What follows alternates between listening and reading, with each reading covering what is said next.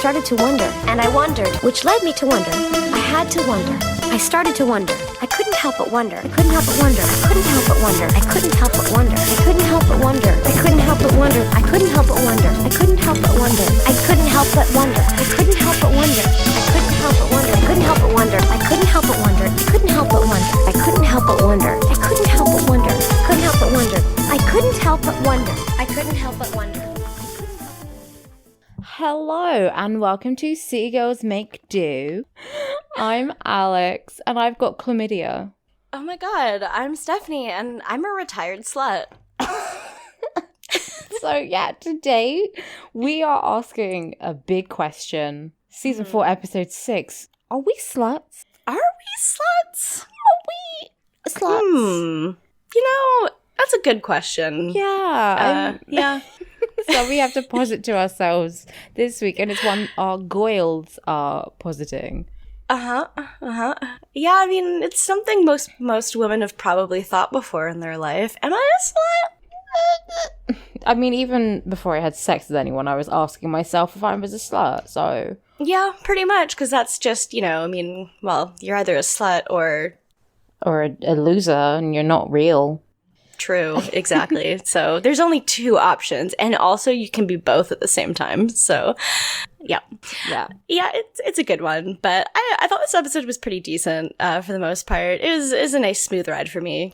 I mean, compared to like the topics we've been tackling, this one's sort of nice and easy, and I'm sort of glad to just get into the sort of silliness of the show and have a bit of fun again. Me too. Same. And this is like a nice week where we're still in the like Aidan honeymoon, like this is nice. So yeah, we're enjoying Aidan for the most part. So should we jump in? Oh yeah. Okay, so we start with, speaking of Aidan, we start with Carrie and Aidan, and they're making out in her doorway. He's got his hand like right in her ass. Right up the ass. Yeah, right in there. On the street. Or not on the street, at their apartment. Just, yeah, they've had 4 dates now, and he still hasn't slept over yet, I guess, because she asks him if he wants to sleep over, and he's like, oh, I gotta go feed Pete, the dog. Yeah. And, like, Carrie's, like, a little bit disappointed, and he just kind of walks away, and that's that. She seems kind of confused, though. She's like, what? Like, 4 dates, and he still doesn't want to come in. We go to Samantha, and she's having her own little booty call. I love this, because, like, the man shows up at her door at 2 a.m, and, like, before he's even inside, she just drops her robe, and she's, like, fully naked. In true Samantha form. Yeah. And so, like, then we see the next morning she's walking downstairs, and she's got, like, a glow about her. And... like all of the residents of her building are like at the front desk, and apparently some woman's been held up at gunpoint and robbed, and they're all freaking out because the guy, like the burglar, crept in with Samantha's guest. Yeah. Yeah, and one woman's just like, who has a guest at 2 a.m? Like, Samantha's kind of just like walks away, like hiding her face. She's like Bugs Bunny style, like pulling her collar and like yeah, totally. It's really good. She also has this like a beautiful yellow blazer on in this scene, and I'm just like, God, I need to own this. I loved it. Great outfits on this episode. We see there's like a montage coming up, which is great. But oh yeah, it's really good. Then we go to brunch, and like Samantha is, you know, upset, and she's like, what the fuck? Like, it's not my fault. True. And then we get a really interesting story from Charlotte, which oh boy. This was something. Like, whoever wrote Charlotte's plot this episode had a time. Like, I don't know who hurt them, but, like, seriously, yeah, okay, so Charlotte is distraught about her date with this guy that she went out with, and, like, it was mostly fine. Like, he's this investment banker, he's decent, and Sam's like, oh, well, what, did you sleep with him on the second date? Is that your problem? Charlotte's like, okay, it was our third date and the sex was good. And then she kind of doesn't want to say what happened. And I don't blame her, because if this happened to me, I would be like, what the fuck? So yeah, like we get a little, like a flashback, and they're in bed and we just see like him on top of her, and he's coming and he says, "You fucking bitch, you fucking whore," and then ejaculates, presumably. And Charlotte's just like, what the fuck? Why would you? But she's too confused to say anything there. And I don't blame her. Yeah. I did think it was funny because she's just like, well, why would he say that? And Samantha's like, maybe it's because you were fucking him, honey. I mean, yeah.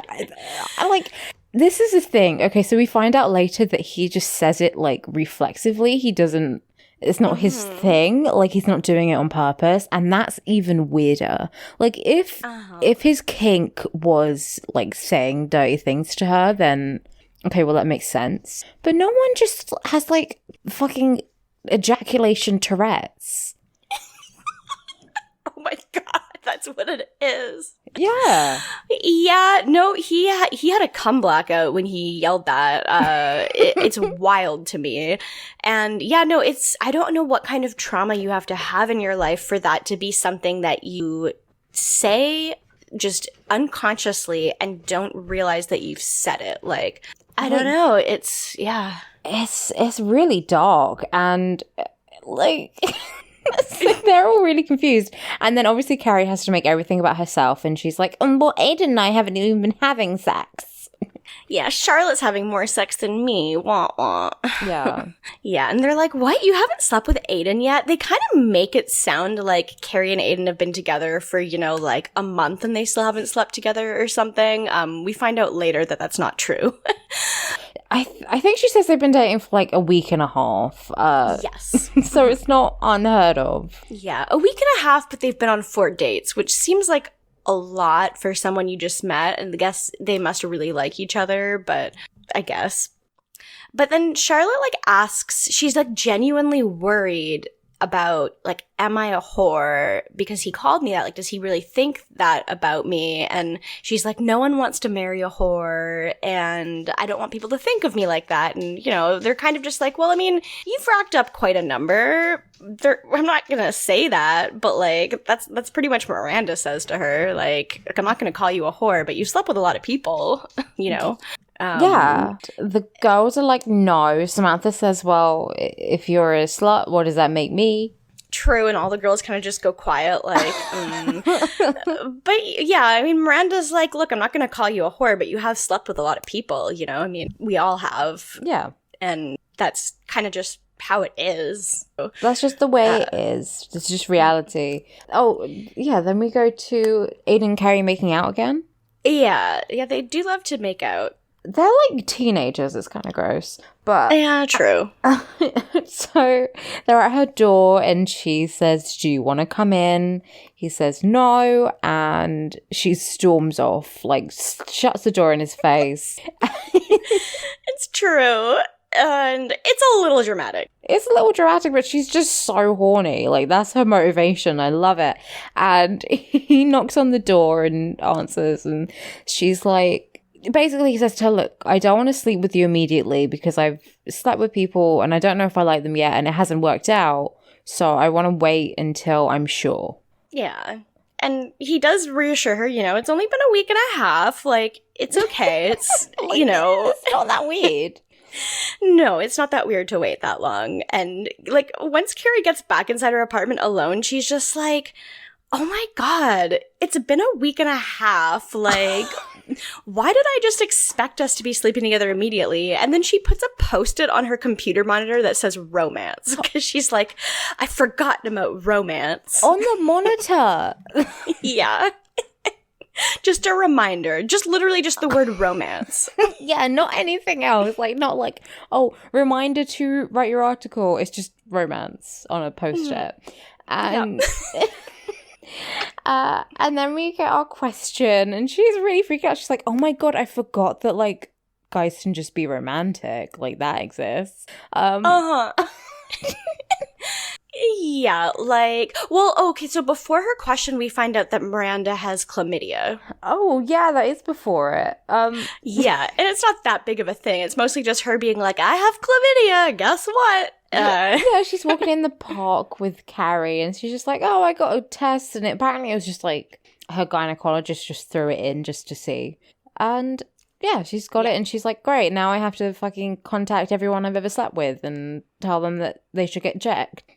I don't really know how chlamydia works. Like, would she not have kind of had it for a while? Like, I'm wondering how, like, would she not have, like, would it not just be, like, impossible for her to not have passed it to Steve? I mean, I guess if they're having sex with condoms and stuff, then she may have not transferred it to him, but... I think, so, yeah, obviously there aren't really any symptoms until it's, like, really advanced, so, you know, that's why she could have had it for ages and not known. Yeah. So, totally yeah, I think if makes she's sense. having sex with Steve and they're lucky and they're using condoms every time, then, you know, he might not have it. Yeah. I think that's the part that confused me but then I was like, well, yeah, I guess with condoms that kind of like reduces the risk, but it's still, you know, there. Yeah, well, it's not like crabs where you can just get it. Well, true. I think you have to be having, you know, like you have to be without a barrier, which is why you should always wear a condom. They're useful. Yeah. I say as... yeah. So, yeah, it's just very matter of fact. And, like, obviously, having to contact everyone you slept with seems kind of like a shitty thing. Yeah. And this kind of prompts Carrie's question about how, well, this combined with just Charlotte's "Am I a whore?" question and why do I want to have sex immediately? She's just like, okay, well, like, if you're a 30-something woman in Manhattan and you're sexually active, then, like, you're gonna have a certain number of partners at that point. And her question is kind of like, well, how many men is too many men? And then she says the fun line of, are we romantically challenged or are we sluts? I feel like any number of men is too many men because I dislike men. That's a good point. In terms of sexual partners, I don't really think there's like a limit, especially like there's no fucking law. No. I can be judgmental, but I'm probably not if you're a woman. If you're a man. Yeah. Yes. Because like straight men have this thing, at least in the UK, where they have these like triple digit numbers and they sort of boast about it like that's something to like I should be, you know, turned on by the fact they slept with 200 women. Yeah, I definitely am gonna be more questionable about men who are just like, especially because the thing is men don't get judged for it. So it's like, whereas like women, I'm like, oh, good for her. Like, good for her.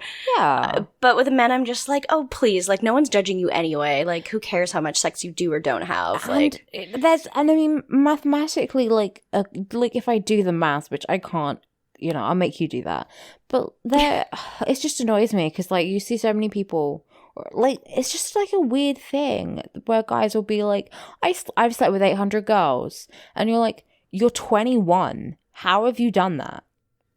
That's just physically impossible. Like, if that was my number, I would downplay it. If I was even if I was a guy, I'd be like, like, 800? Like, no, that's eventually you lose count. I know you can't count past 50. Like, yeah. It's just a lie. So I don't really think there is too many. Because unless... Yeah. I think about it and I'm like, I don't even know if I've had sex 800 times, period, with anyone, let alone that many people. And I've spent, like, over 10 years of my life in relationships. And I'm like, I don't even know how, like, you'd have to do it, like, every day. It's like, yeah, I mean, I do think a lot of people, you know, specifically like lads kind of over exaggerate. But realistically, the realistic, you know, people who are honest probably don't have any, you know, anything that is disturbing. Yeah, no, true. Yeah, the whole idea of a number is so stupid too. It's just like, I don't know, who cares? Who's counting? I don't know. It shouldn't be about the number of people you've slept with. No. It's you should be having sex with people because you enjoy doing it, not because you're trying to have meet a quota. Yeah, you're not a cop. Yeah, hopefully not. If you're a cop and you're listening, then fuck off. Roast yourself. If you're a cop and you're listening, don't. Because we do talk about smoking weed a lot. It's legal here, so they can eat my entire asshole. It's not for me. So everything I'm saying, I'm playing a character. I'm like Lena Dunham. Oh, please don't be so hard on yourself. Wow. No, I'm just saying, just remember she did that thing and she was like, well, my idiot girl persona. She said she had like a persona to get off with racism or something. I don't remember. Oh my god, that doesn't surprise me. No, everything I say is alleged and you can't prove it in a court of law. And if you're a cop, then fuck you. True. Anyway, so we see Charlotte and she's on a date in a fancy restaurant and they're talking about fish, which I hate. Same. So she confronts him eventually and he says, yeah, I don't even remember saying that stuff to you, which, either, like we said, he must have some sort of like amnesia. Yeah. It's wild, and he's kind of surprised by it. Like, he's like, oh my god, I can't believe I would say something like that's horrible that I would say something like that. And well, no, he doesn't say that till later, I guess, because here he's just like, oh, I don't even know what you could possibly be bothered about that I could have said. It doesn't make any sense. Yeah. But yeah, that's right before they skip to them nutting, and he yells it again. He yells it again. She's like, that, you said that. And he's like, what? And she, says, you fucking bitch, you fucking whore. And he's like heartbroken. He's so upset. Mm-hmm. He's just like, I'm never going to say it again. Like, you're the kind of girl I could marry. Like, oh my god, I would never call you a whore or a bitch. I would break up with him right there. If we've been on 4 dates and he's like, you're the type of girl I could marry, I'd be like, no. But then I'm not Charlotte and I don't really want to get married like immediately. So extremely, yeah. I don't know how she's continuing to go out with this guy after this, because first of all, that's a lot to hear on like a 4th date, but at the same time, it's like, oh my god. Also, it's maybe a red flag that he has some deep-seated issues that are like causing him to call you a bitch and a whore when he nuts. Like, he either has some like issues with women which come out like sexually, or he has some sort of amnesia, Tourette's, like undiagnosed combination where he's just saying things and doesn't remember saying them, which maybe he should go to a neurosurgeon, a neuropath, someone who deals with brain shit, because that's not right. That ain't right. This is just so unusual, and I don't understand how you can just not remember. But like, okay, just also, can we just deconstruct, like, what is with men and like when they have sex with you, when they feel like, oh, it's hot to say disgusting shit, like not dirty talk, not just like sexual stuff, but saying stuff that's just like calling you a bitch or a whore or something, like it's not a problem I've had with many people, but it is an issue that I've had with one person, which is the evil ex. Oh, okay. Which was where it would be like, oh yeah, why don't I just call you a slut during sex? Like, and it's like, that's not something that I ever asked for, and it's not something that turns me on. Why is that something that would turn you on, to call someone a slut in the middle of sex? Like, well, like, not to kink shame, but I mean, there becomes a point where it's like, oh, there's like a dominant and like a submissive kind of role. Between it's just like abuse that makes me come. There's a line where it's like, yeah, it's basically you're literally getting off on verbal abuse. Like, from the tales I've heard from my friends, it seems like they've elevated to just random choking now. Men go to therapy challenge. Yeah, men go to therapy challenge. Anyway, I would never date anyone who does that ever again. So thankfully that's in my past. But I think that's a red flag, definitely. Like, oh yeah. if there's a, you know, not to kink shame. I mean, we do love to kink shame. You should never be horny. there's if you're into something, and you sort of talk about it and agree with it beforehand, I don't think there's anything wrong with that. Two consenting adults doing stuff privately, you can do whatever you want, but like, I still think you shouldn't force it on someone. Yeah, there's a huge difference. Yeah, you might, even if you're just saying things, you might say something that can be really upsetting. And you should probably analyze where your kinks come from, because they might be completely harmless, or they might be really fucking weird, in which case... Well, they might be rooted in, you know, misogyny and hatred. So if that's the case, you might want to evaluate it. I don't know, but that's just me. It's none of my business. Kermit drinking tea, so... that has been Kermit drinking tea corner, so corner with a K. Anyway. So then we go back to Steve and Miranda, who are in bed, and he's kind of like getting his horn on, and Miranda's just like, can we not tonight? Because I have chlamydia. Better than I have a headache.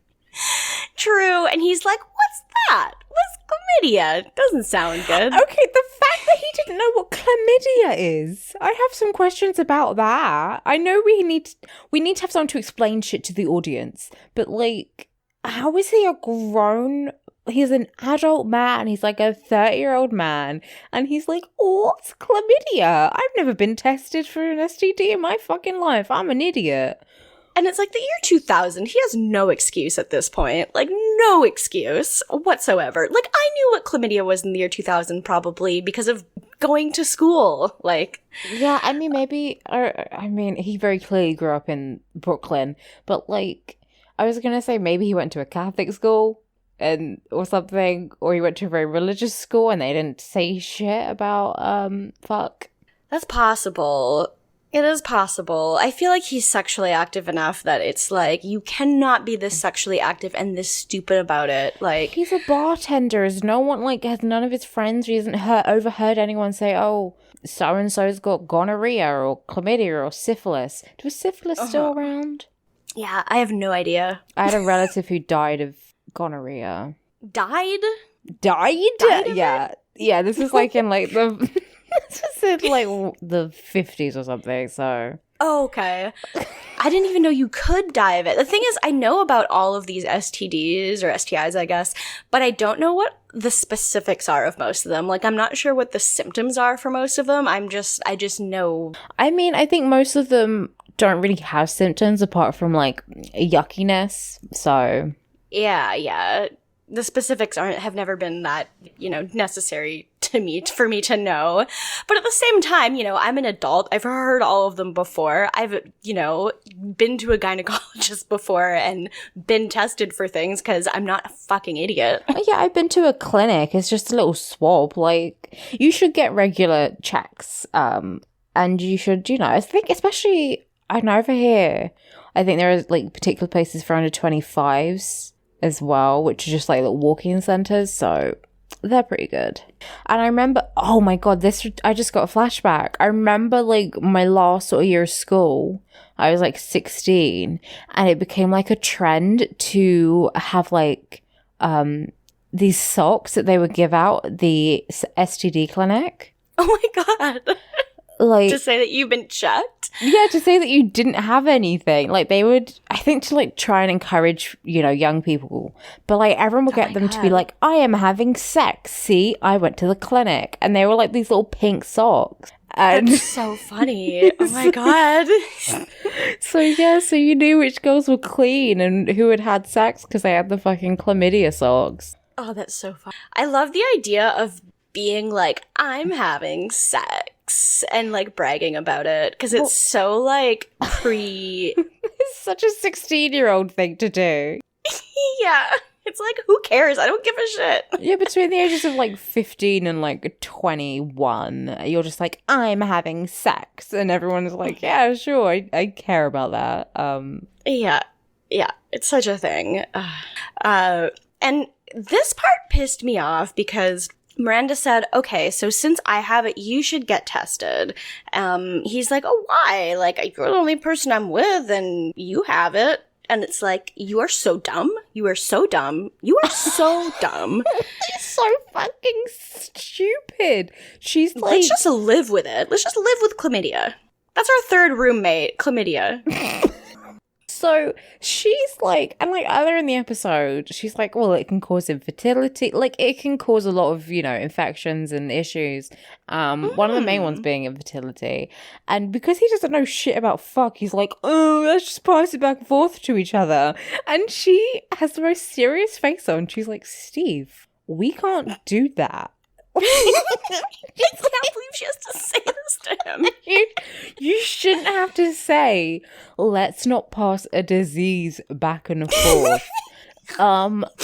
Because that's a stupid fucking idea. Let's not have a disease which is going to rot my fucking ovaries inside out. Like, fuck. And like, Miranda just like, she tells him just go to the clinic. Like, it's fine. And he is such a fucking baby about this. He's just like, go to the clinic, get my dick looked at. Like, it's just, I can't believe men are such fucking babies about getting checked for like STIs and shit like that. Like, I mean, because like, it sucks it goes in your little dick hole, but like, have you ever had a fucking speculum? That shit sucks. It's wild to me. It's just like, I don't understand why some people are just so like, I'm not gonna bother getting checked. And it's like, okay. I need to tell you something horrible. Okay, so there's been this show on television. You know how British reality TV is a gold mine?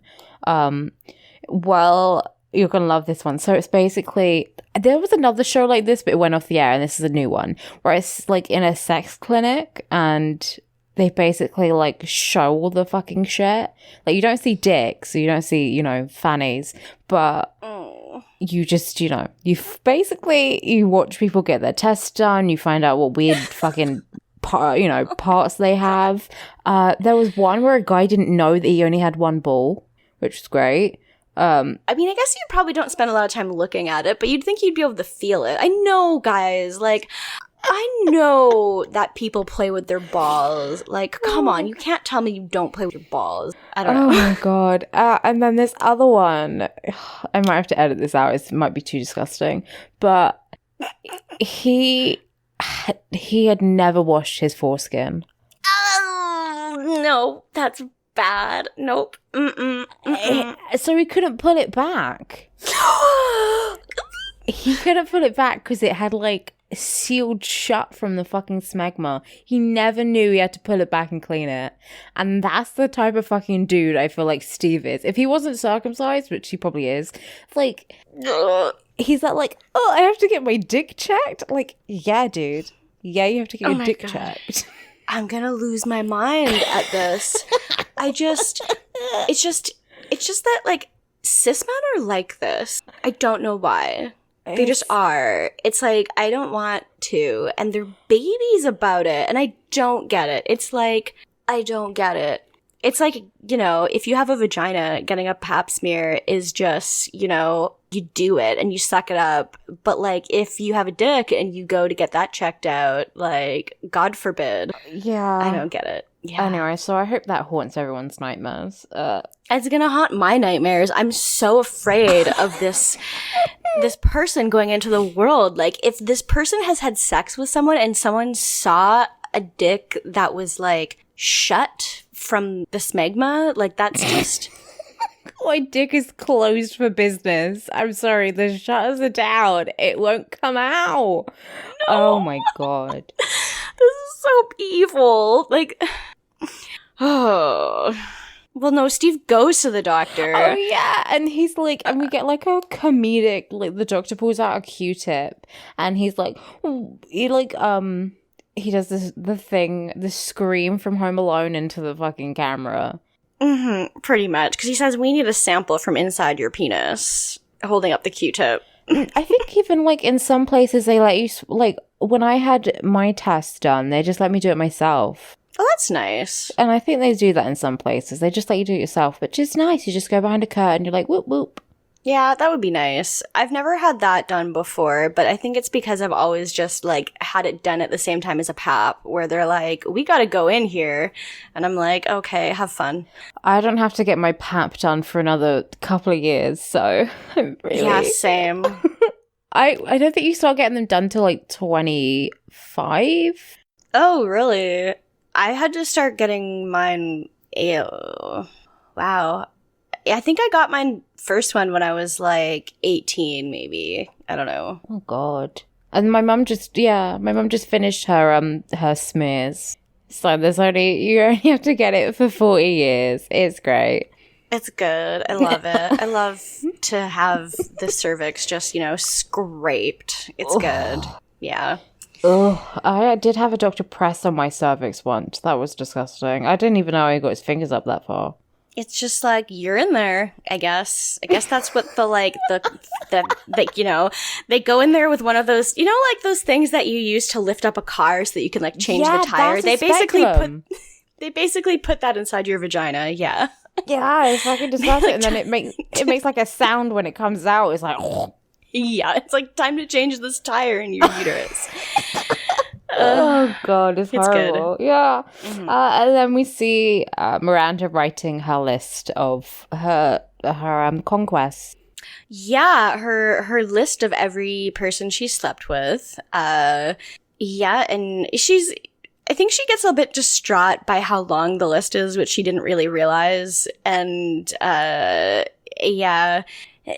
she starts calling the people that she has on her list to be like, yep, I guess she doesn't call them until like after the next scene, but like she has to call them all up. So then we see Samantha, and she's... Oh, this is our montage. This is our montage. It's great. So she's in the elevator, and there's like a woman with her dog, her little Bichon Frise, like it's a little white fluffy dog, so she's a rich bitch. And Samantha, she says to Samantha, oh, we know it was you who let that robber in because you're always having men up here. Every time I see you with another man. And then Samantha is like, excuse me? And we see a montage of her in this same lift with a new man in like a different corresponding outfit to them. Mm-hmm. Yeah, there's a whole bunch of them. And she's either like making out with them. One of them she's giving like a full-on hand job to. Like you're in the elevator for like all of what? Maybe 30 seconds? Yeah. She's giving him a hand job in the elevator. She's already like, her hand is in his zip. In his flies. And she's one where she's got like a thong and she's got like a huge like whale tail. It's great. It's good. I'm proud of her. I love her. I love her so much. She's nothing but valid this episode. I agree. So then she does have flashback to present day Samantha, and she's having a realization that, okay, maybe it is kind of her fault, but also not really. Yeah, like it's not like she was trying to let this guy in and, was like planning the robbery. Like she just the guy happened to come in at the same time as this other guy. So, and it should be it's the job of the security and the doorman and everyone, like that's their job. If she says she has a guest and that guest says, hi, my name's whatever, and there's just some random man behind him, then that's an issue. Yeah. That does seem to be a problem. Like, I'm pretty sure buildings still have security even at like 2 a.m. when you're in a building this nice, yeah. But... I mean, that's half your rent is paying for the doorman to be like, hello. Pretty much. Imagine having a doorman, my God. I cannot. I don't even have a door right now, so. Yeah, you don't.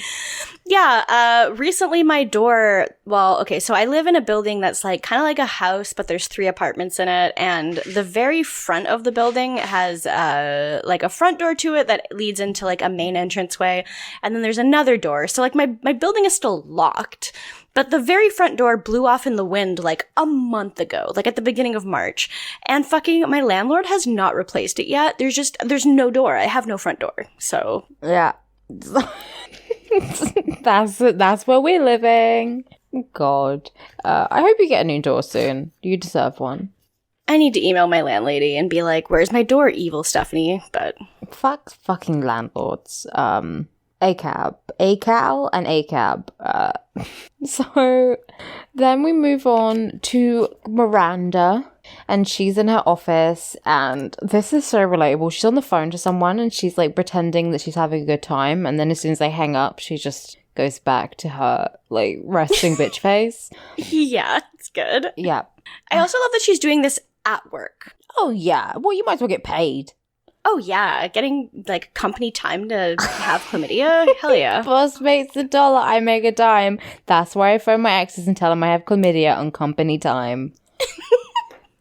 It's true. Oh, okay. So yes, then she gets a phone call back from one of the guys, and he's like some Wall Street dickhead. He's got the suspenders and a stupid tie on. He looks like a twat. And she's like, oh, you know, hi. And he's like, yeah, what is it? Hurry up. And She's a dick. He's such a dick. And she says, oh, you should get yourself tested because I have chlamydia. And he's like, oh yeah, I had that. Yeah. And she's like, why didn't you tell me? And he said, oh, because you told me never to speak to you again. She's like, yeah, I remember why. And then they hang up. Yeah, what a fucking dick. What a dick. That's pretty much it. And then we get fucking Aidan and Carrie. Yeah. Yeah, they're, I guess, at Carrie's place with food, and they kiss again, because that's all they do. They're always at Carrie, so this was presumably filmed in one day. They're in that set. Yeah, exactly. And she keeps making these comparisons like, well, he does this like a boyfriend, but he does this like a friend. Like, are we boyfriend and girlfriend, or are we friends? Like, I know it's been a week and a half, but, you know, what's the deal? My favorite part is when they're watching the TV and he says, I don't care what anyone says, Catherine Zeta-Jones is attractive. Like, no one's debating that. Who is calling her unattractive? Oh my god, have you seen her? Mm-hmm. Yeah, oh. I don't know what. And she's like, well, that's a friend thing to say. And then he's like, oh, but she's not as hot as you. And she's like, well, that's a boyfriend thing to say. Also, he's a liar. Yeah. I would just say liar. She's beautiful. I know. It's true. The best thing about being bi is being able to, like, talk to your boyfriend and be like, God, Brie Larson was so hot in that. Or, like, playing HQ Trivia and being like, oh my God, I love to see Sharon. She's beautiful. And it's just like, you just both agree on it. So it's like, oh, Shazza, she's gorgeous. Yeah. Oh, yeah. But, I mean, and the good thing is you're dating Matt, and Matt will talk about how hot guys are as well. So everything works out. It all works out. Yeah, we can just share openly. So, I mean, you should be able to do that in just like a relationship where you're both straight too. Yeah, you should be able to say someone else is attractive, but maybe don't rub it in anyone's face. Yeah, true. It's just nice when you're able to like both agree on the same person and be like, yeah, true. True. So then we see Carrie's on the phone with Charlotte, and she's eating on the phone, the ultimate sin.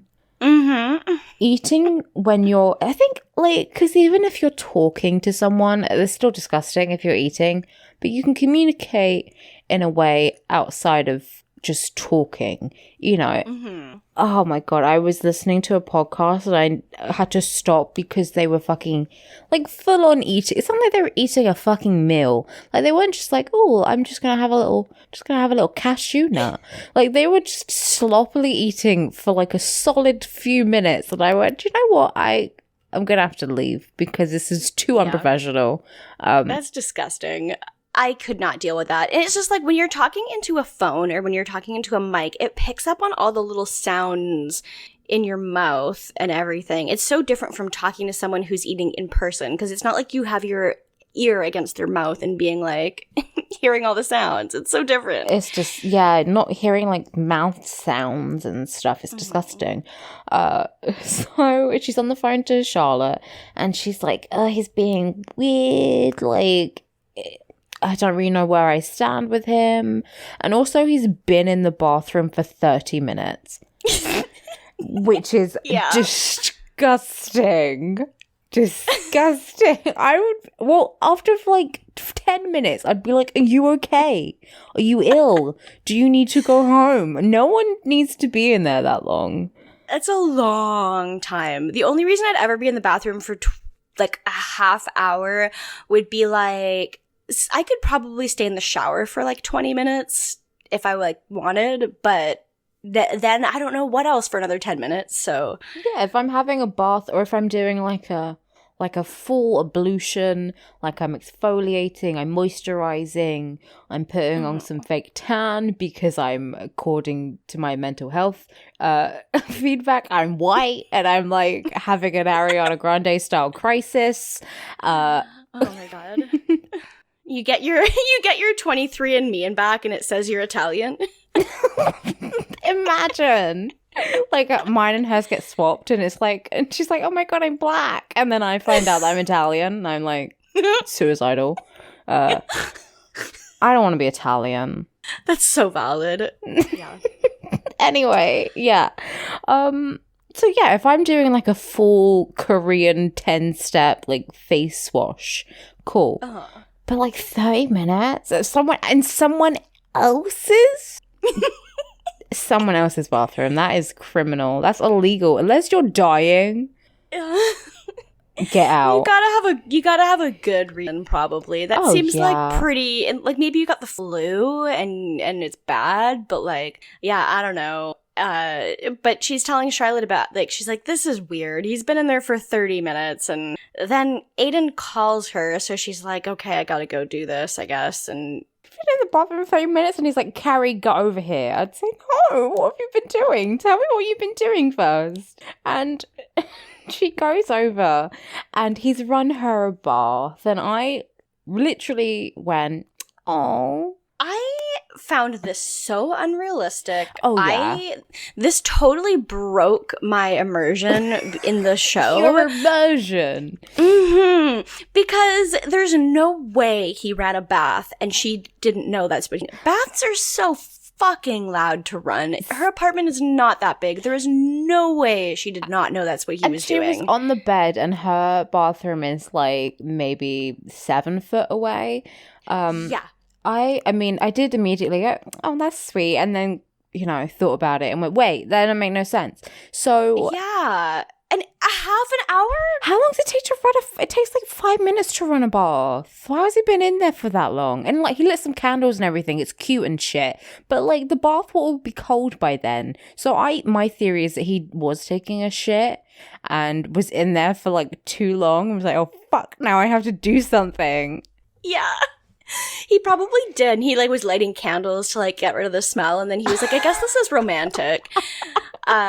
So he waited for this. Yeah, he waited for the smell to go, and then he ran the bath, and he's like, I'm gonna look so fucking good if I do this. Oh my god, he probably did. Like that's better than my theory, because my theory was that the reason she didn't hear it was that he ran the bath so slowly that she couldn't hear it. Like it was just like he ran it at like such a like the water was coming out like at a water pouring speed, not like a bath filling speed, and she had no idea. So.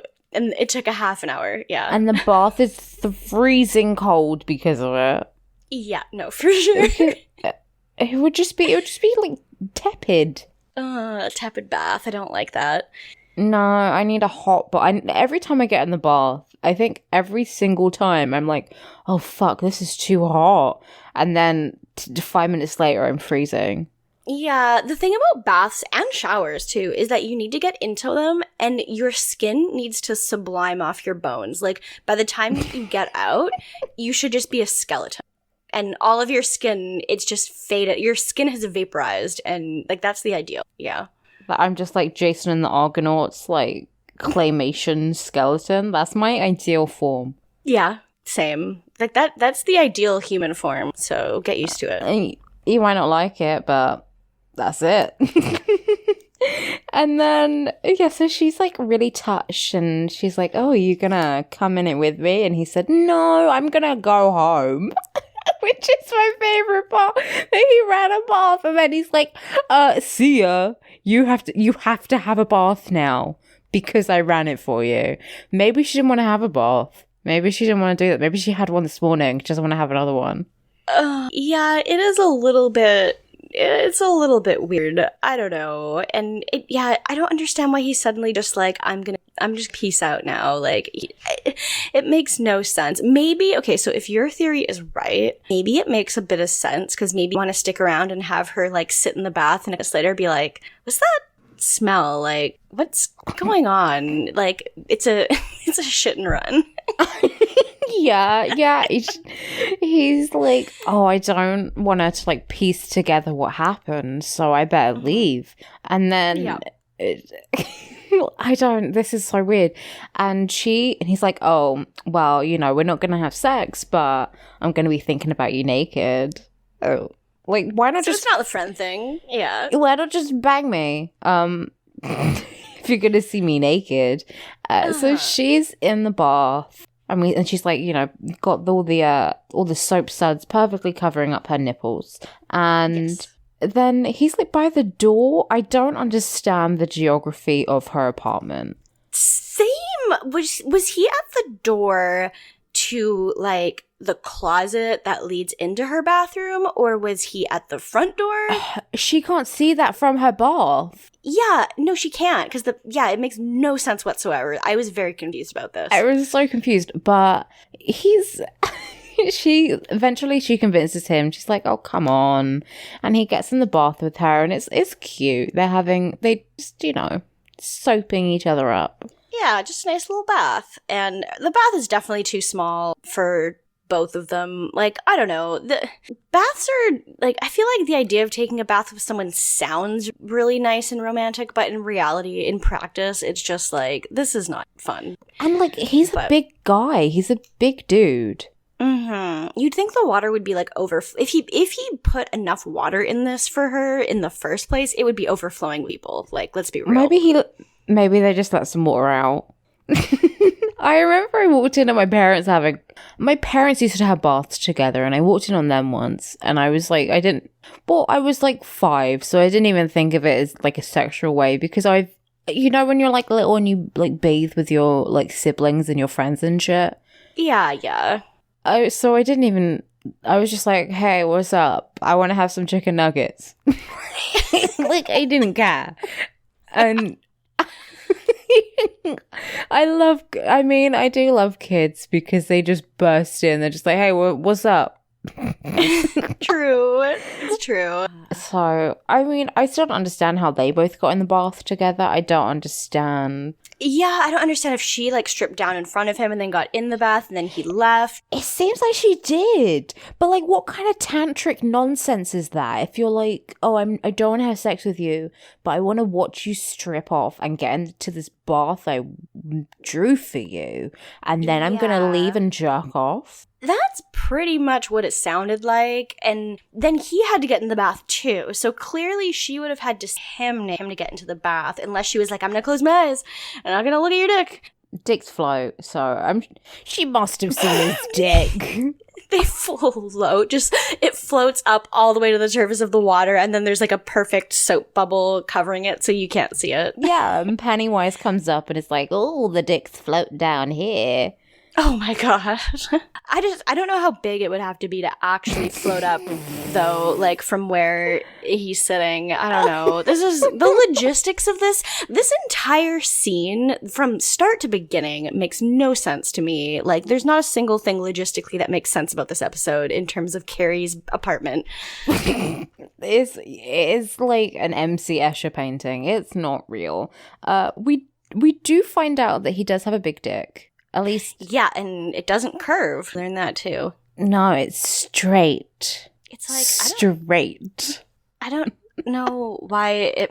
Like, I don't know why it matters anyway? Like, I thought it was funny earlier when Carrie was like, well, because they kind of speculated at brunch, like, why would he maybe not want to have sex with her yet? And someone was like, well, maybe his dick curves to the right. And she's like, well, then I'll go left. And I'm like, what does that even mean?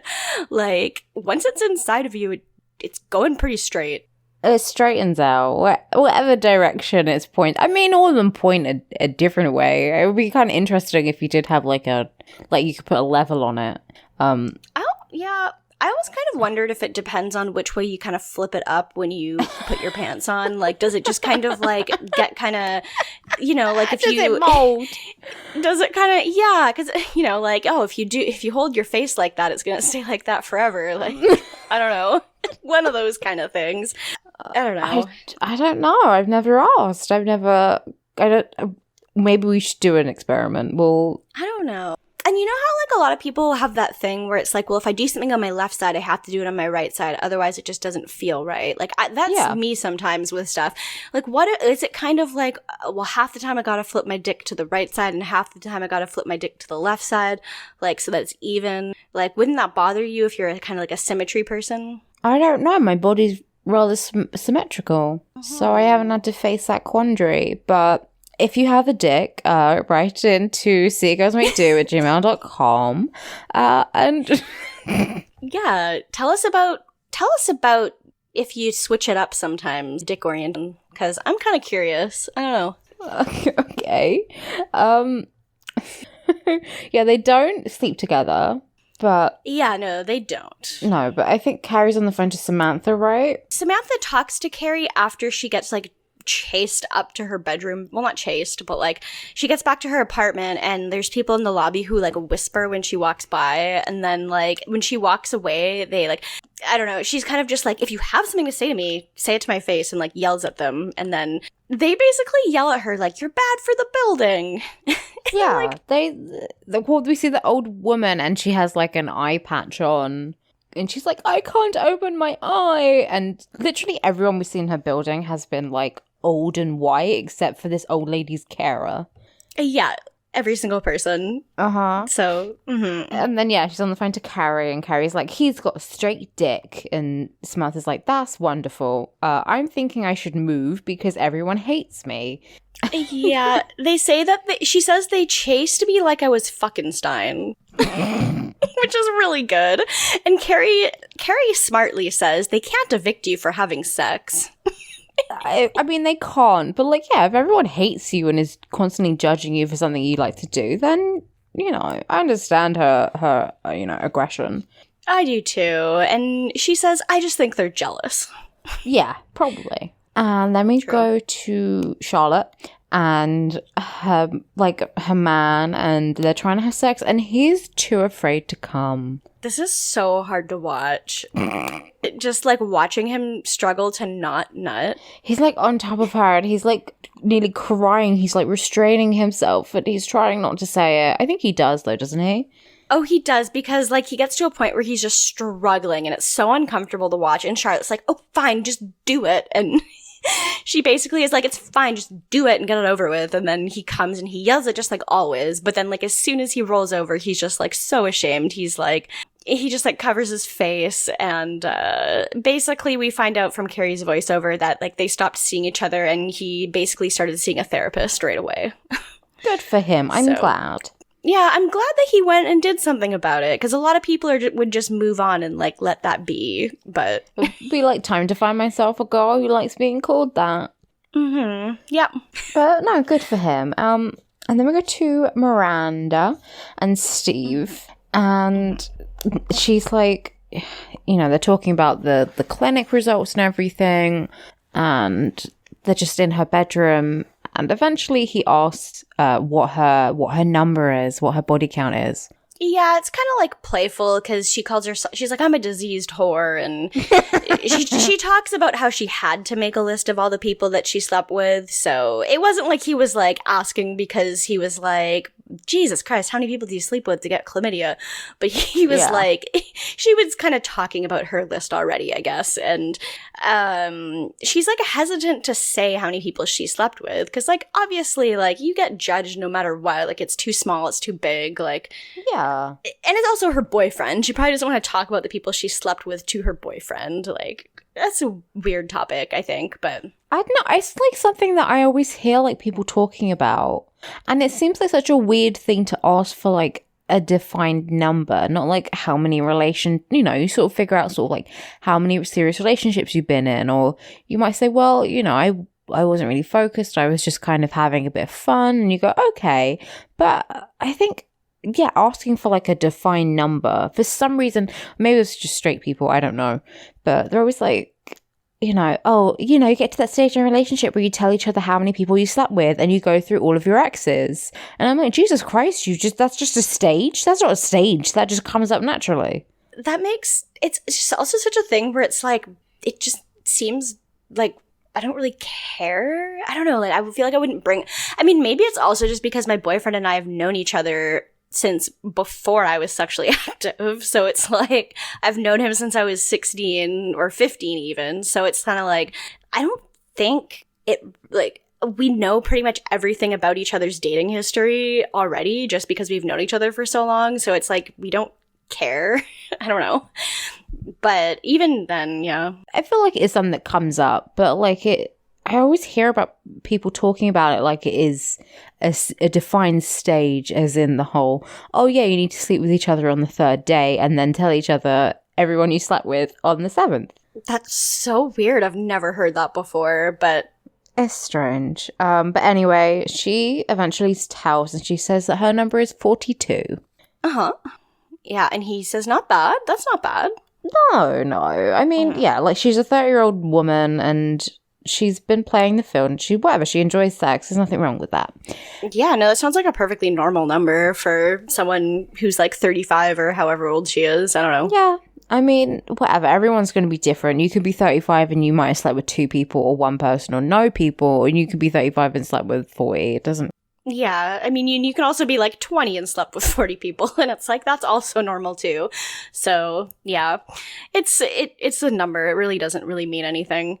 But then she asks what his number is, and he's like, no, it's embarrassing, and I've had enough embarrassment going to the clinic and everything. And so Miranda starts like guessing. She's like, 10? And he's like, okay, higher. And then she says 60, and he says higher. And she sort of stops there and she's like, 60, more than 60? And he's like, I'm a bartender and I'm cute. It's like, okay, one of those is true. He really does look like, and I cannot stress this enough, he looks like a Chad version of Woody Allen. Oh my God. He just reminds me of like your friend's kid brother, but like 30 years older, you know? He does. This is a man who wears short sleeve shirts. Like, not even nice ones. He's wearing like I'm sorry to attack short sleeve shirts. I just really don't think they look good on men because I think you look like a little boy. He just looks like a little boy, though. Yeah, like, that's true. Just, yeah. Not the ones, he's wearing like the ones with like the hard, like starch collar. I think the ones, like the sort of 50s ones, like okay, like a bowling shirt or something, it can work. I'm not against it in principle. But there is a specific shirt, and you know the fucking one I'm talking about, which makes you look like a boy at like Easter. Yeah, and that's very Steve. Just his personality is very boyish. Like, it's very, I don't know. It's like he's very immature, and that's not my bag. Same. You're dating Matt. I know, but like it's different because like he's mature in a lot of ways that Steve isn't, even though we like to make fart jokes together. He's playful, he's impish. That's how I would describe Matt. He's impish. Impish, interesting. Yeah. He's like Puck or something. Like he's just like an annoying, not annoying, but he is like a little pesterer. That's how I sort of imagine him. Like I do like him, don't get me wrong. But he he is like a little playful little creature, but Oh, for sure. Yeah. he's mature in like the ways where it matters, you know? Yeah, like he's not gonna throw a tantrum if I make more money than him or something like that. Like, he's a normal person who, yeah. He's just a little silly. Yes, I like silly. I like silly a lot. I don't Silly is good. baby. I don't like... No. I mean, I like baby in the way that's like, basically I'm baby, but I don't like baby in the way where it's like, I'm a child and I'm gonna throw a tantrum. So... There's a difference. Exactly. Yeah. You want to be partners. You don't need to mother him. And I feel like that's what their relationship is like. Well, that's the other thing is like Miranda does not have the type of personality where she can fucking deal with that shit. Like, no. She can't be like, oh, I'm going to just let go and I'm going to be like relaxed. Like, no. Mm-hmm. Yeah, no, not at all. That's not Miranda's personality at all. And, well, like, their end of their story is just that's it. They kiss, and we get a Carrie voiceover, which is very apt, and it says, note, men who have slept with a lot of women are not called sluts. They're called very good kissers. And she's right, and she should say it. She should. Mm-hmm. I love to call men sluts. Like, I'm not gonna lie. I love to be like, yeah, that man's a slut. He sleeps around a lot. And it doesn't mean it's a bad thing. It just means you're a man, so it's not like anyone's judging you for it anyway. So no. I do love himbo. I do love himbo. Oh, Yeah. I love me a himbo. I feel like that is that's a like a subgenre of the male slut, but a himbo is real. And one day I will have my own himbo and he'll be fucking stupid. And I'll love him. Yeah, you need to get yourself like a John Hamm on 30 Rock. Yeah. Like that, yeah. Like not a Don Draper because that's gonna be, I'm too emotionally vulnerable. But yeah. Yes. He's just handsome and he's a little bit dumb. And you know, that's my kind of thing. It's valid. And then yeah, we go back to Carrie and Aidan. I'm like, fucking God. And then okay, so her hair is wet. So presumably they just come out of the bar. I don't get what this is, like, but they just got back to her place though. I'm confused about what's happening. I'm so confused. I feel like this was something was written and then taken out. Like, this is weird. So yeah, she's saying like, oh, we went out and then came back, but her hair is wet and she's in a towel, so clearly she could just go out of the fucking bar. It makes no sense. And he's like, oh, what do you think about me staying over? And because Carrie's just like, oh, but what about Pete? Like, you gotta get someone to, you know, Pete's gotta get fed. And he got someone to watch Pete. Yeah, he's like, oh, I got my supers kid to go look after him. And she's like, you knew this whole time you wanted to stay here? And he's like, yeah. And then they start making out. And then we get a voiceover and she's like, you know, I was nervous because, like, this is it wasn't the first time I ever had sex, but, like, this is probably going to mean something because we didn't immediately have sex. Again, they've only been dating for a week and a half. What is wrong with that? Yeah. I don't know. That weird. It's just like... waiting a week and a half doesn't mean it's going to mean something. I guess it means that she's already developed some feelings for him, so it's not just like some random person. I mean, like, I don't know. I mean, it's going to be different from person to person, but I know that, like, at least for me, if it's someone I actually care about, it's going to be different from someone I don't care about. But, like, that's, I don't know. Her story doesn't make a lot of sense, but I'm, like, happy for her, I guess. Like, it's like, okay, well, you do you. I don't know.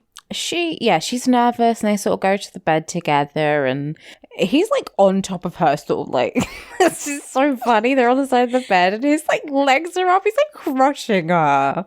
Yeah. He like falls over onto her basically on top of her while they're still holding hands. And it's like kind of cute, but also just logistically looks so uncomfortable. So yeah, his like whole body weight is on top of her. It's not great. He's a big guy. He probably weighs like, what is he? I don't know. He's definitely over 200 pounds. Like he's a big guy because he's like really tall and like built. Yeah, he's a big, and she's like fucking skinny and like 5'4". Yeah. But like, yeah, he's on top of her, and then we see them in bed, and you know, she's got her fingers in his chest hair, and they're all cuddled up, and it's cute. Yeah, that's nice for them. This is where the episode should have ended. Yeah. Yeah, this is where it should have ended, and then we get like a weird final 30 seconds. Not even that, really. Yeah, we just moved to Samantha, and she's been moved to the meatpacking district, and, you know, the voiceover is like, yeah, she's, you know, it's all trendy and new, and no one's going to give a shit that, you know, she's fucking a new man every night. And, yeah, this is, like, the problematic part of the episode. Mm-hmm. Yeah, they really didn't have to do this, like, because basically she's just in her new neighborhood walking to her new place, and then she walks past, like, a group of trans women, and Carrie's voiceover has a line that's just not great, and yeah, it kind of sucks to hear. Yeah, I mean, they're, like, heavily implied to be sex workers who are just hanging out in the daytime. Yeah. In their, like, pre-woman outfits. Pretty much. Yeah, they didn't need to have these extras here. It really could have just been like Samantha moved to this district, and that's pretty much it. So well, we gotta show that it's edgy. True. As she gentrifies this neighborhood. Oh, fuck. I mean, that really is what she's doing. Samantha Jones, the gentrificator. But her new apartment is much nicer. It's, like, very trendy and modern, so I'll give her that. I mean, by no effect I don't need to hand it to her. Yeah, by no means do you have to hand it to her. But yeah, she's just, I mean, it's not like the show is treating the girls as like gawking at them, but Samantha herself is just like, hey. Yeah, she's just like, what's up, ladies? So that's fine. It's just the Carrie voiceover is the part that sucks. So, but Samantha's not really doing anything apart from gentrifying the neighborhood, which is its own problem. But yeah, that's should be expected from a rich white lady. So yeah, rankings. Okay. Okay, fuck. Trying to remember who would easily be the worst this week. Well, Steve's the bottom. Steve always the bottom. Miranda is obviously a top. Big strap energy. Yeah. Mm-hmm. I don't feel like, you know how was it last week where everyone sucked? I don't feel like anyone really. No one was bad this week. No one was like a terrible person. Like Carrie was annoying, so I guess she goes on the bottom. Yeah, Carrie was annoying and kind of like, what are you even trying to say? And then I'd probably put Charlotte next just because I thought her story was boring. Like, she had like 3 scenes and it was literally just that someone was yelling at her and then she breaks up with them. So that was like good for you, I guess, but also boring. And then I'd probably put, I don't know, between the other two, I don't really care. Like, maybe I'd put Samantha second and Miranda first. Yeah, I mean, I'll hand it to Miranda I'll give it to Miranda because she did have to get chlamydia, so. True, that sucks. And she did have to deal with Steve being like, why don't we just pass chlamydia back and forth? Pretty much. She looked at him and Steve said, please clap. Please give me the clap. Yeah. Ta-da. That's my joke, ladies and gentlemen. Yeah, it's good. Yeah, I would more or less agree with you. Like, I don't know. I mean, Samantha did very much gentrify a neighborhood, which is bad. But like, yeah, she didn't really. I don't think she really, was that bad. Yeah, her plot overall was fine. Like, it was really just that she moved out because people were judging her, and literally that was her entire plot. It was boring. So yeah, I'm gonna more or less agree with you. It's all kind of murky. It's murky this week.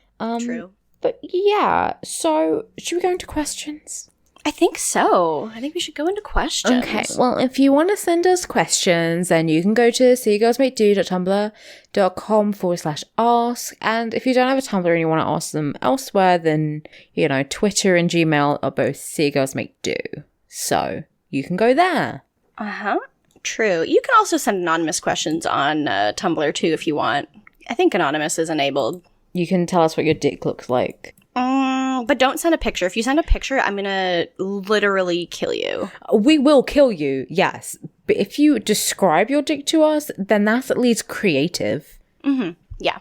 Or at least just tell us, just send it a message that goes left, right, up, down, and tell us which way your dick points. That I'll be interested in. That's cryptic. and interesting, and I'll pretend like I'm a little private detective sleuthing. Yeah, and don't put your name on it. No. Just the cardinal direction. The cardinal direction. Oh. So we have 2 questions this week.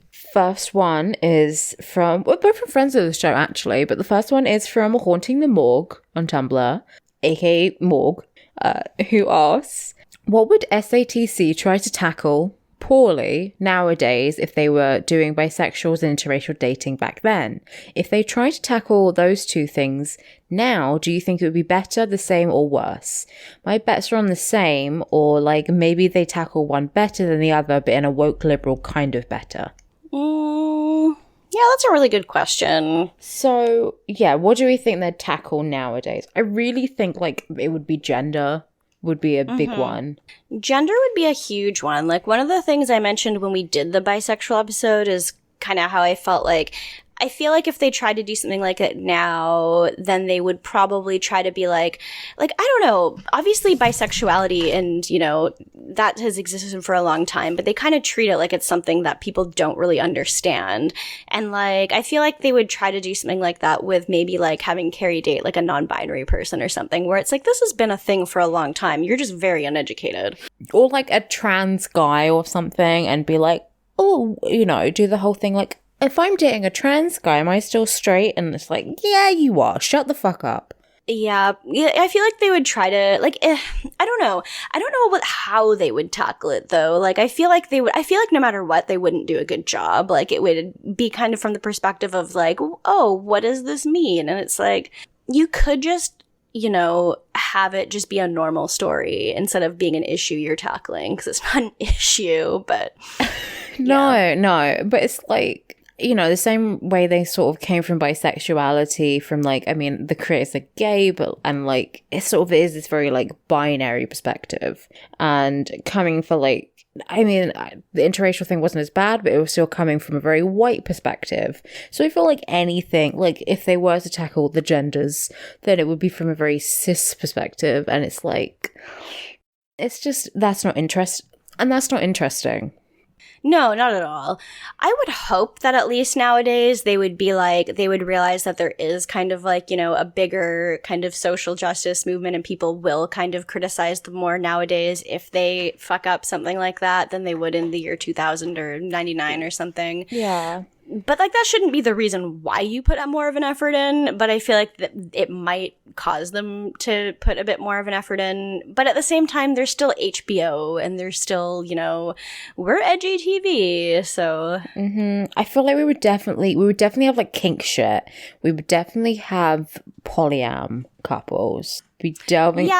One of them would be in like a poly relationship, and it would be like they would be in a throuple, and then Charlotte would have a mental breakdown and like not be able to continue. That's true. Yeah, I could see them very much trying to do that. I don't really know what else they could try to tackle and do a bad job of. I mean, anything that they really just try to make an issue. Like, I feel like they could also try to do something politically where it's just like, in this day and age, like, could I date someone who wears a MAGA hat? Like, oh my god, Carrie dates a fucking Republican, and then Charlotte's like, oh, well, I don't really I voted Hillary, but like, I didn't vote for Barack Obama. I'm not going to explain why. Yeah, I don't think that they would do that good of a job, no matter what. It's like if anything, like, no matter what the subject is, if it's them tackling it, I think that's the main thing that makes it so bad. Like, you can just date people. It doesn't have to be tackling a topic. Yeah, I mean, like, that's the whole thing of like, yeah, with last episode, and it's like, well, obviously, if we're going to have one of them date a black guy, it needs to be a thing. We can't just have that be a character. We have to wait until, like, season, 5 for that? Yeah, pretty much. We have to wait, like, another 2 seasons before Miranda just dates a black guy, and it's, like, not a big deal. Out of, like, 90, like, 2 of them are, you know, people of color, and one of them's a whole fucking episode about it. And like, out of all the guys they date, I feel like, yeah, everything has to be like, we're going to tackle this issue. And it's like, no, can we just have like fun? And I don't know, maybe one of them's a premature ejaculator or something. Yeah, pretty much. Yeah. Or like you could date a bi guy and it could just not be a thing, you know? It could just be like that's part of his personality. Or the writers could pull a J.K. Rowling and be like, well, actually, like 3 of the men that Carrie dated were bisexual. We just never mentioned it. But it turns out that they canonically are. Yeah. I love it like, oh, you know, Aidan had a tail. And you're like, what? Yeah, you just never saw his ass. So why would you know? So... Carrie didn't bring it up because she's not judgmental. So, yeah. Let's get to the second part of the question, which is if they tried to tackle those things now, would it be better or worse or the same? I think they are sort of more knowledgeable that there is like a more of a calling for social justice in the world, and everyone is a bit, you know, the world progresses. It's been 20 years. Like, let's not pretend that if something came out in the 80s and was shown in the 2000s, like, we would have been like, oh, this is kind of fucked up. So I think things would progress. This show isn't made to be woke. Like, it never was intended to be that way. It's just meant to be like fun and silly, and I still think it would kind of be that way. It would be like Broad Sea, in my opinion. I think so too. Yeah, that's definitely what I think. Because, like, I don't know, like, Broad City is one of those shows where it's like, it has issues, and it definitely does the, like, lib fem woke, but, like, not thing. And yeah, it's one of those things where it's like, I can still watch it and enjoy it, but I'm not watching it for my politics. No, I'm just watching it because it's fun. Like, so yeah, I wouldn't want it, like you were saying, I don't think I want to see this tackle anything particularly. I just, like, the show is at its best when it's just being silly and we're not having to get into these, like, you know, deep minefields of, like, actual problems. It's better when it's just like, oh, this is just relationship drama and that's what it is. Yeah, we don't need to get into politics or anything about it. Like, they don't. No, I feel like the shows would be less offensive now if they did it, you know, with a 2019 lens. But, I mean, doing it at all is maybe the issue. Because they're not fucking prepared for it, are they? Like, at the end of the day, they're not prepared to really get into these things. And that's not what the show is about. I feel like if anything, they wouldn't do it worse. I feel like they'd either be the same or a little better, but they certainly wouldn't be like, you know... I don't think we can get more racist or more biphobic. I think we did that. Yeah, well, yeah. Good point. So, yeah, I think that's pretty much it. That's our onions roasted. Yeah, that's my caramelized onion. Ooh, yummy. So, okay, so next question. Oh, thank you, Morg. But next question is from Tumblr user Mike Dawson, who asks, which girl would most likely end up dating a gamer, and how badly would it go? First of all, gamers rise up. Second. Yep. If gamers are oppressed, then why Simon? So I feel like it would be Miranda. She dates the most man children. That's true. Like, I feel like Steve, a modern day Steve, would probably be a gamer. Steve would be Fortnite dancing. Oh my god, could you imagine Steve fucking flossing? I mean, he's a fucking child, so probably. Like, it is big with the youths, and he's basically like a... So. They're at the STD clinic, and he's flossing to kill the time, and she's like, please stop, I have chlamydia. Yeah, I feel like he would be the biggest gamer. Or maybe Samantha, like, she dates a younger man, and then he's playing, like... What do the gamers play nowadays? I don't know. Everyone's talking about Sekiro.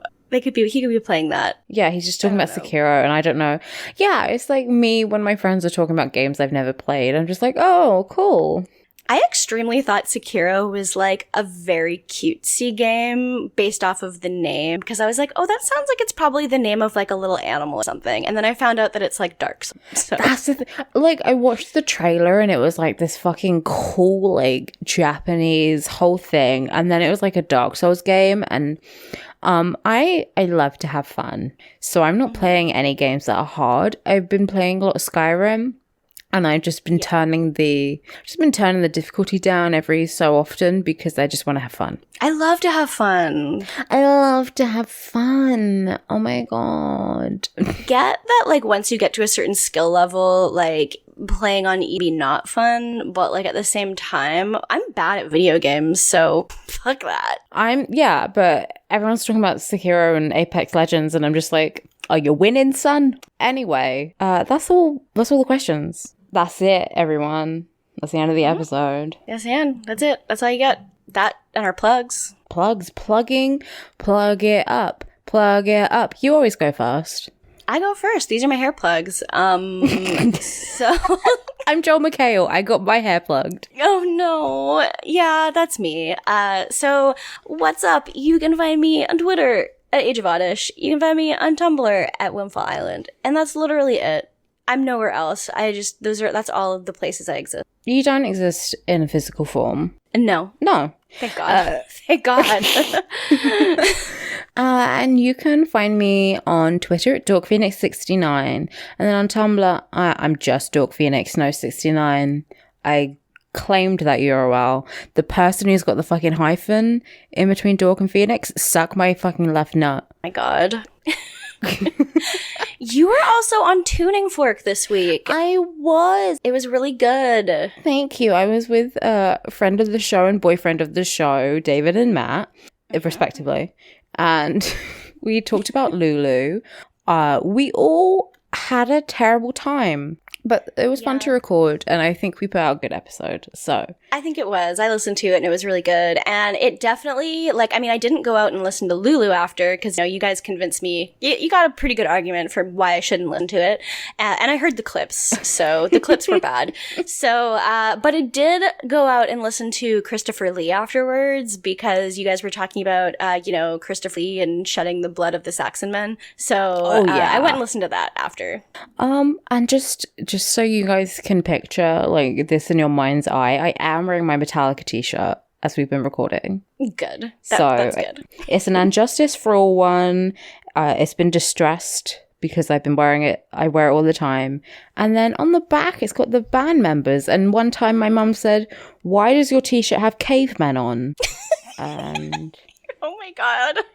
I said, "That's Metallica, Mum." And she went, "But they look so ugly." So I mean, she's go. right, but like... The illustrations, it's not the actual faces. Oh, I see. I mean, she's right that they're ugly, but also you're also right that they're Metallica. They are Metallica. I do think James Hetfield is kind of hot.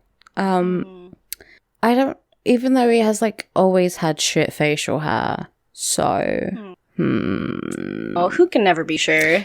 Maybe it's just because he's big. That could be it. Yeah. I don't know enough about what he looks like to say. But I remember him being ugly. But I'm sorry. Anyway, that's it, everyone. That's all, folks. That's all. So check us out next week. We'll be back again and shed the blood of the Saxon men. Yeah. Hail Satan. Bye. Bye.